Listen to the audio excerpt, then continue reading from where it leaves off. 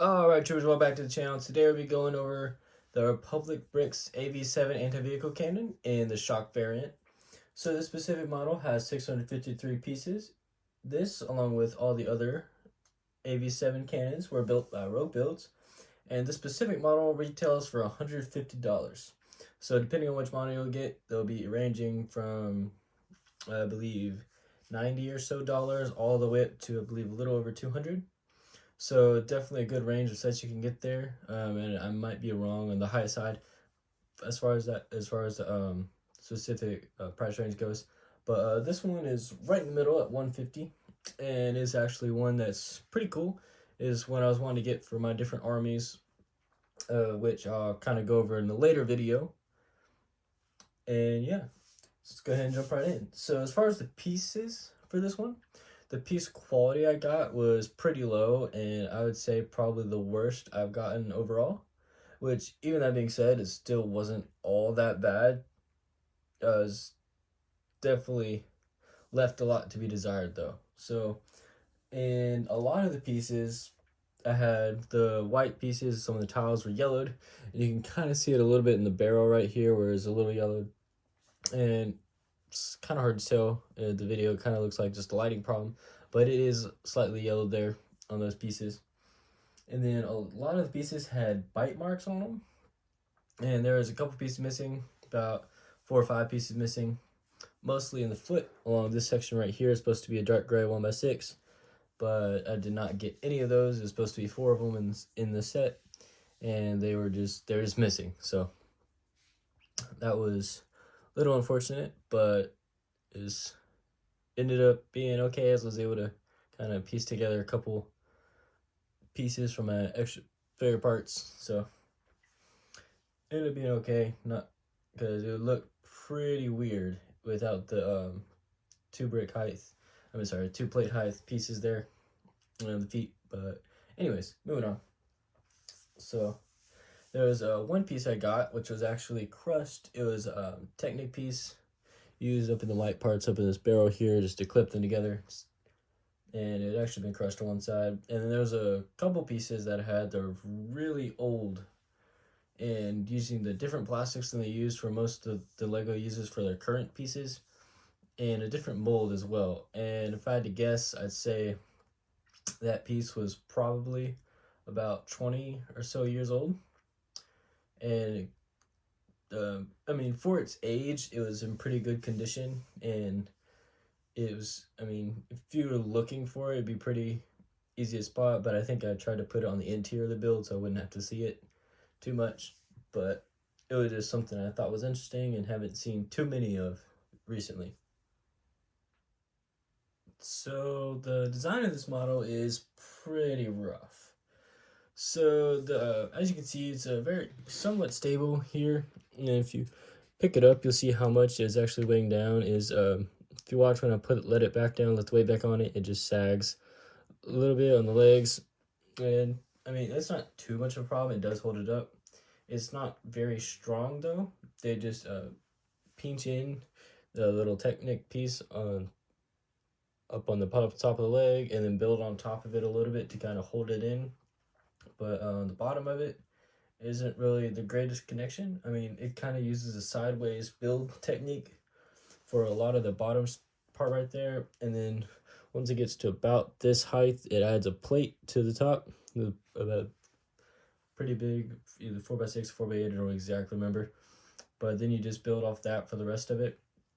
So it's not really the strongest, and it did fall apart on me a couple times as I was building it. And once I did put the plate on though and start building up the rest of the stuff, it kind of got more solid and stable. But definitely in the beginning it was kind of weak, and then because that was kind of where it started, it's also happened to be where most of the weight was put on it. So parts of it, I would not be surprised if it fell apart relatively easily. And I just built it, had it built yesterday, and then had to work earlier today, then just filming this now before I post it. So I haven't had too much time to kind of play with it a little bit, see how much it can take as far as a play standpoint. But just definitely the build and just kind of leaving it out, it does seem to be a little less stable than I would have liked. But I mean, it doesn't seem like it'll be something that'll worry about falling apart, but it just doesn't seem to be like the greatest connection. So that is one thing I noticed. So the legs on this do move from side to side. They're not the best connection, as I said earlier, and this is kind of where I had most problems with it. Was trying to move it a little bit, it kind of fall apart was where I did it mostly. But then even just resting a little bit, it kind of, before it added the building on top of it and then the plate, it did kind of fall apart on me. But they do move though, so that is one benefit of it. And then the barrel itself will raise slightly and lower, so it does just a little bit, and then but it does fall back down. You can pull it out a little bit. It's kind of locked in by two studs on the front side and the hinge on the back, so you can move the hinge to where it's positioned to where the gun rests on top of the studs instead of inside. But there's just two places really that you can have the gun looking as a stable connection, but where it is now and then on top of the other studs. But that's about it. And the other thing it does have is this gunner seat right here. So I have a clone sitting in it right now. It's the shock trooper, as it is for the colors and the model of the shock variant. And then a commander's tire on the ground to kind of show what it looks like compared to a figure on the ground compared to one in the gunner seat. Yeah, and that's about it for those features. The instructions of this model were pretty decent. I mean, they're about average in most spots, and then there are some spots though where it is not showing the build correctly. So it would show kind of like the bottom left corner of the page when you had, in a couple of cases, that's where the pieces were being added, but more likely than not, the build was somewhere not shown on the page. So I mean, you could see it if you went ahead a couple steps or so. You could see where the pieces were added, but it was a little annoying not being able to see it in the model. And so there's just something I saw, I believe, a total of 3 or 4 times in the instructions. I have to go back and count, but it is something I'd actually never seen before in any of the instructions I've seen, as far as the severity of it.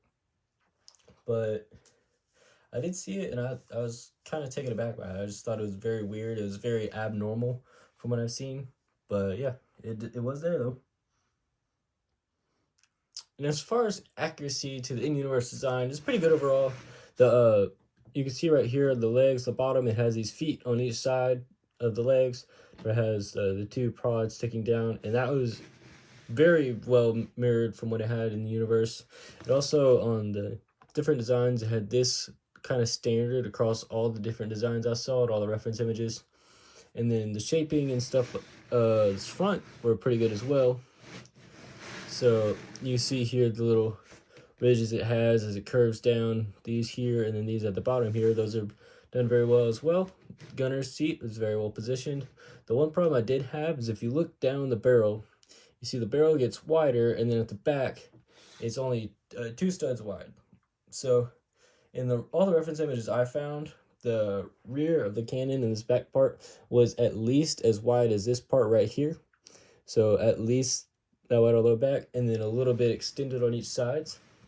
So ideally it would be 4 studs wide for this back part, and then as it got closer to the barrel, it'll go down to this 2 stud width, but with stuff hanging on off the sides of it, kind of different detailing and stuff like that. So it is a little skinnier in that part than it would have been in the in-universe model. And so that was one thing I noticed, and that's really about the only qualm I had with it from a appearance base, as it looks very well in general, but just that one thing I noticed. And then Minifig Scale. So surprisingly, or I guess unsurprisingly, as the seat is very fitting for the minifig, it is roughly minifig scale. So by that I mean it's not what I use the 1:40 scale, as I just find it to be a little more preferable, as a little bit bigger on the bigger side of the minifig scale, general consensus on it. But so let's go ahead and talk through the numbers real quick.